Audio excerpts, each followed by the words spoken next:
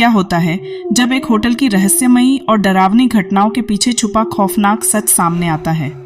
भूतिया होटल एक ऐसी भूतिया कहानी है जो आपको आपके गहरे डर का सामना कराएगी।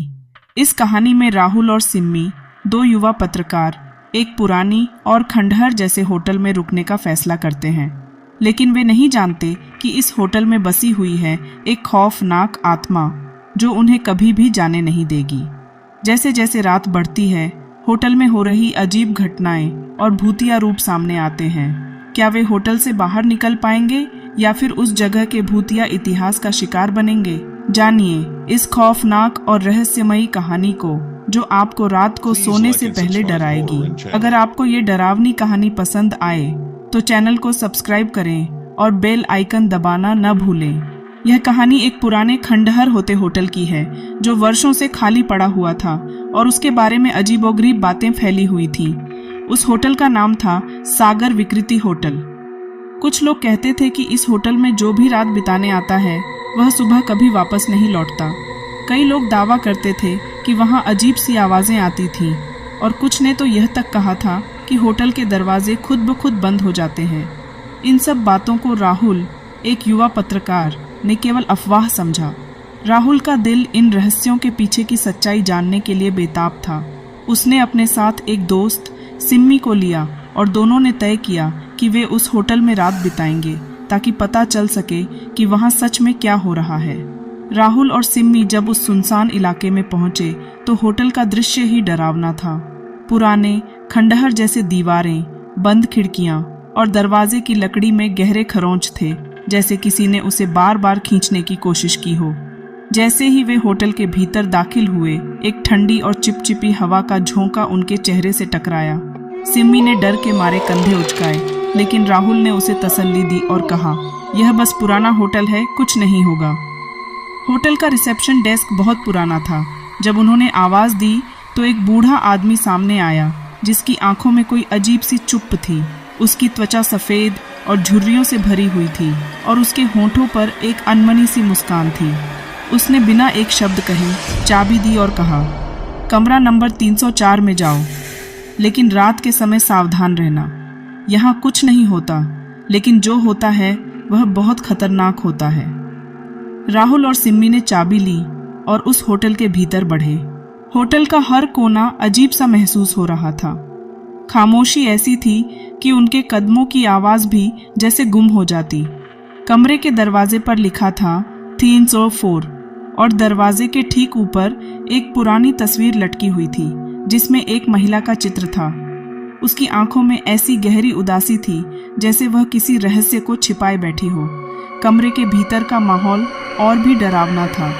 बिस्तर पर गंदे गद्दे पड़े हुए थे जो पुराने खून के धब्बों से भरे थे। कमरे की दीवारों पर पुरानी लिखावट थी जो किसी ने उकेरी थी, लेकिन उसे पढ़ना बहुत मुश्किल था। सिम्मी ने एक पल को महसूस किया कि कोई उसे घूर रहा है, लेकिन जब उसने चारों ओर देखा तो वहाँ कुछ भी नहीं था। राहुल, मुझे यह ठीक नहीं लग रहा, सिम्मी ने कांपते हुए कहा। कुछ बहुत गलत है यहाँ। राहुल ने उसकी बात को नज़रअंदाज करते हुए कहा, तुम ज़्यादा सोच रही हो, यह सब सिर्फ तुम्हारा डर है। लेकिन जैसे जैसे रात का समय बढ़ता गया, होटल में अजीब घटनाएं घटने लगीं। कमरे में हलचलें सुनाई देने लगीं, जैसे कोई कमरे के अंदर चल रहा हो, लेकिन कमरे में कोई नहीं था। अचानक बत्तियां चली गईं और चारों ओर घना अंधेरा छा गया।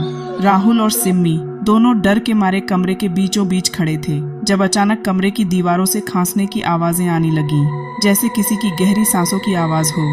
फिर एक भयानक चीख गूंज उठी।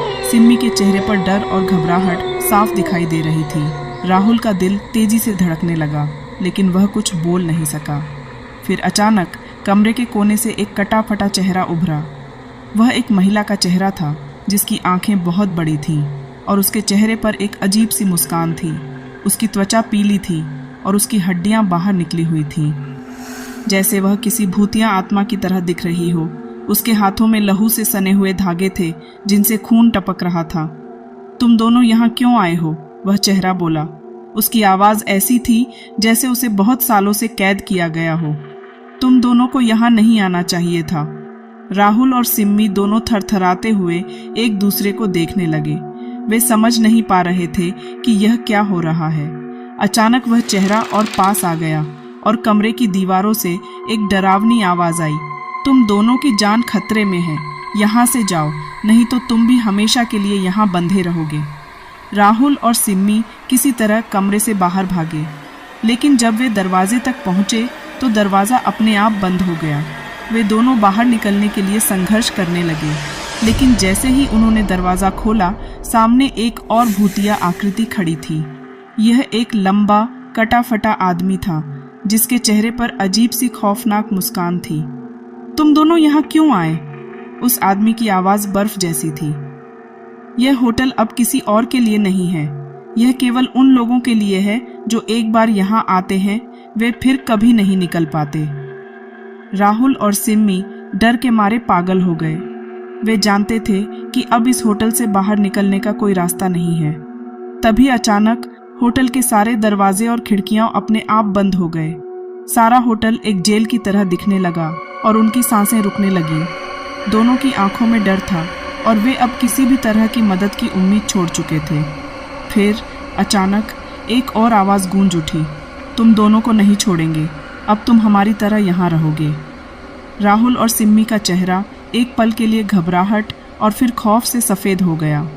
यह होटल अब उनके लिए एक कब्रगाह बन चुका था, जहाँ वे हमेशा के लिए फंसने वाले थे।